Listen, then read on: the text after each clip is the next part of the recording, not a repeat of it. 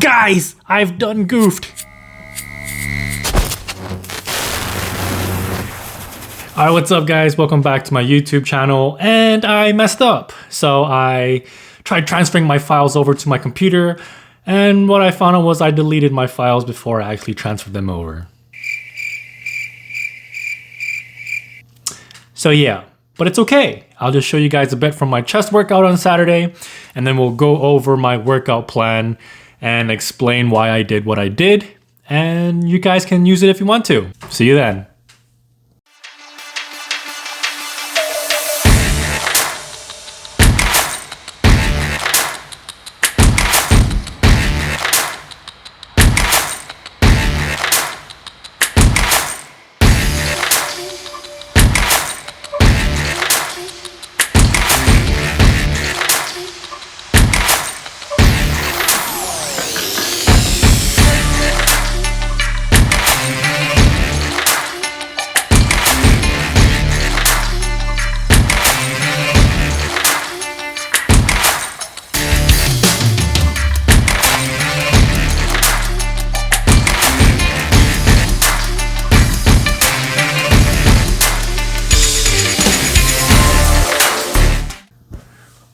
Alright guys, so you saw that chest workout video was extremely short.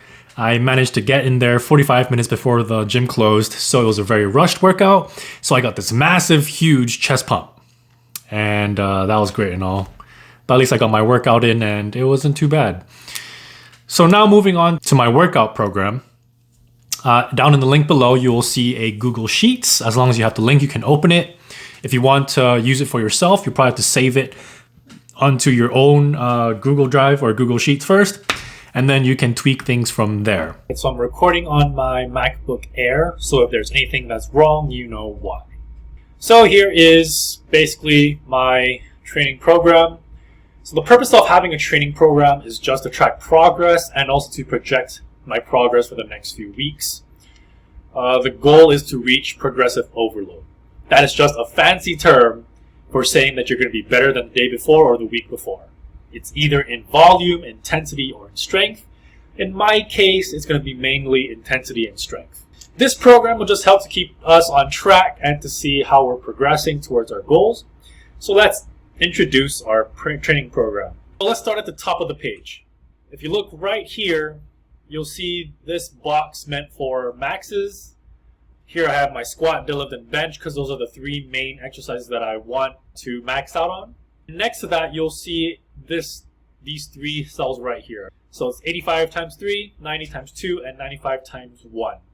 This is a guideline or a reminder that if I'm lifting 85% of my max, I'm going to lift 3 sets of 3 reps. If I'm lifting at 90% of my max, then I'm going to lift 2 reps, 2 times. And then if I'm lifting at 95%, then I'm doing 1 rep. I also have those percentages above the weeks, so you see them right here.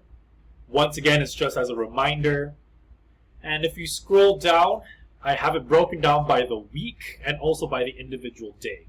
So here's week 1, this is week 2. If you scroll to the right, I have week 3, week 4, and week 5. Then if we scroll down, there's Monday, Tuesday, Wednesday, Thursday, Friday, and Saturday. Sunday is my rest day, so I will not be working out on Sundays, which is why it's also not on my sheet. So within each day, you'll already see that I have my main lift on that specific day. Mondays and Thursdays are my squat days.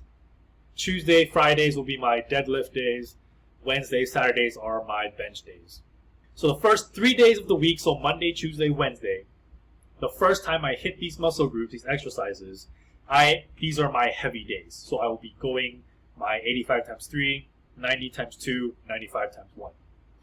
The second 3 days where I hit these muscle groups or these exercises, those are just my lighter days. So I'm focusing more on volume, and I'm also focusing more on my technique, and I'm just giving my central nervous system a break.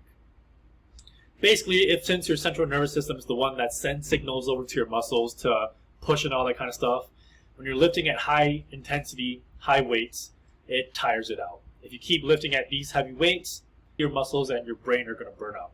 which is why I give them a little light day as well, just to change things up.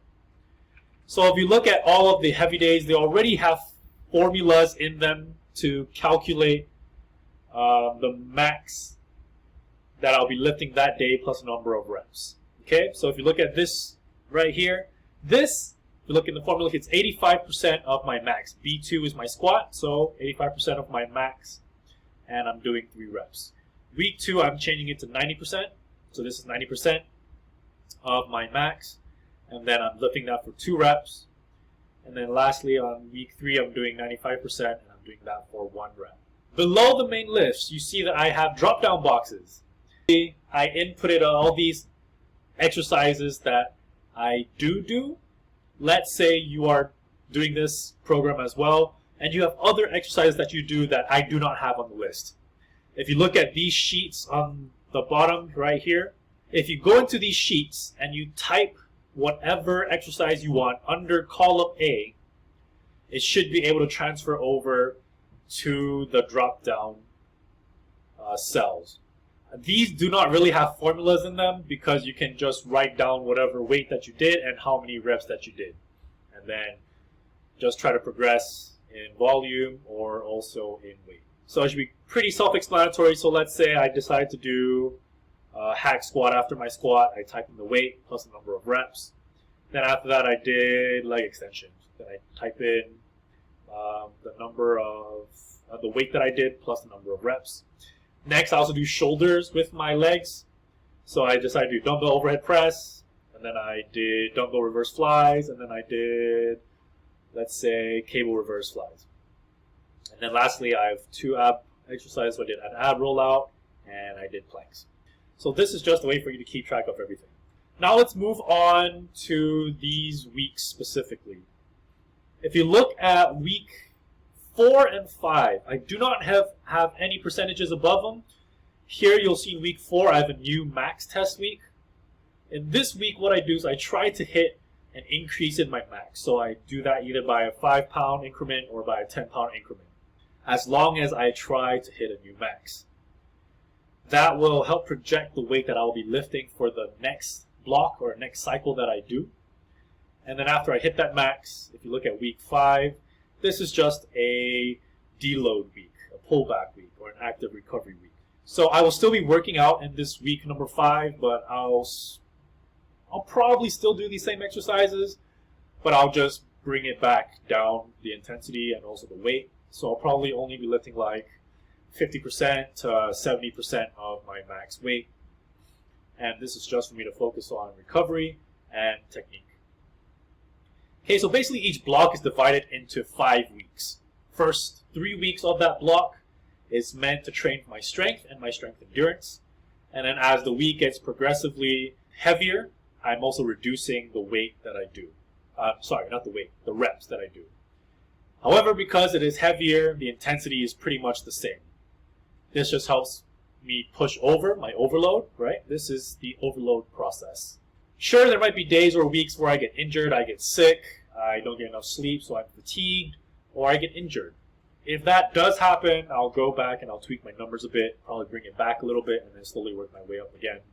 If I can't hit the new weight in week 4, it's really not that big of a deal. What I'll do is I'll just up my max lift by about 5%, and then the next block, I'll just lift according to that 5% increase from the previous week. Right, so what I'm doing is just training for that heavier weight. The gist of the whole program, like I said before, is just to overload my muscles and my brain to train me to allow myself to lift more weight. And a key is recovery and rest. For recovery, I have my Phoenix FNX supplements with me, and I highly recommend that you try out their products as well. I have a link in the description below, and that will give you a 15% discount on your entire order. Another way you can get that discount is by going to the website, fnxfit.com, and type in my personal code, ENSANE, E-N-S-A-N-E, and that will allow you to get that 15%. That will help out my channel, that will help me out, so thank you for doing that and checking it out. Another aspect of recovery is sleep. Try to get at least 7 or 8 hours. That's a big problem for me because I usually only get about 4 hours due to my insomnia, but that's something I'm going to have to work on. Another really important recovery method is heat and cold therapy. The most accessible and the easiest way to do it is with hot and cold showers. So what I do is I do a cycle of about a minute of hot, a minute of cold, and I repeat that 3 to 5 times. When you first start doing it, it honestly sucks so bad. The cold actually hurts. Then you just crave for the hot, then the hot starts stinging, and then the cycle just keeps going. But it's good for you. The hot shower helps your blood to circulate, and it helps push all the nutrients that you have through your blood to the different parts of the muscle, and that just promotes recovery from your muscles. The cold shower helps reduce inflammation, and it also helps get rid of any lactic acid that's been building up and tame it down. Okay, so you get the best of both worlds if you do a hot and cold shower therapy. Sure, you might still get DOMS, or delayed onset muscle soreness, when you work out, but it won't be as bad as if you didn't do it and you just showered with lukewarm water. If you choose not to do the hot and cold showers because you're chicken, you could just use a heat pack and an ice pack, and you could, alternate that as well. Alright, so probably the most important aspect of recovery is going to be your food. If you've been working out for a while, you should know that you should have at least 1 gram per pound of body weight. So let's say I'm 210 pounds, I need 210 grams of protein. If you're not on any carb restricting diet like the Atkins or like keto, then you should also take some carbs as well, because what the carbohydrates do is they help to replenish your glycogen stores or your sugar levels in your muscles, so that it helps to promote their recovery as well. Anyway, so I kind of rambled about all these other things. I hope this wasn't too boring for you and that it was helpful to you. I have the link of my workout program in the description below. Thanks for watching my video. Like, comment, and subscribe. Tell your friends about my videos. I'll be uploading a lot more in the future.